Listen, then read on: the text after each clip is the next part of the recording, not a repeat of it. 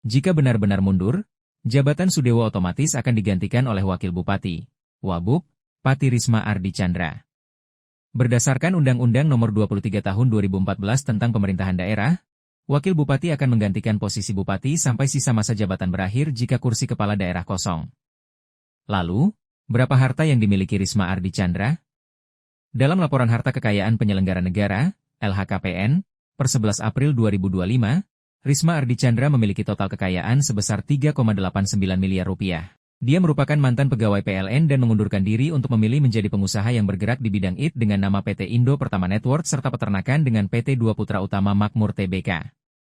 Risma juga terdaftar sebagai kader PKB.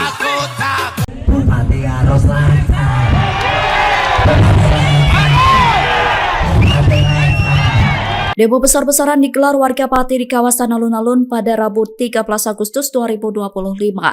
Lebih dari 100.000 orang menggeruduk alun-alun mendemo Bupati Pati Sudewo. Mereka menuntut Sudewo untuk mundur dari jabatannya. Bahkan masa demo mengancam bakal menggelar aksi besar-besaran setiap hari sampai Bupati Pati lengser.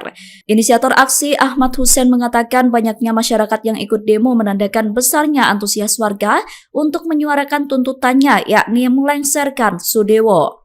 Bupati harus lengser.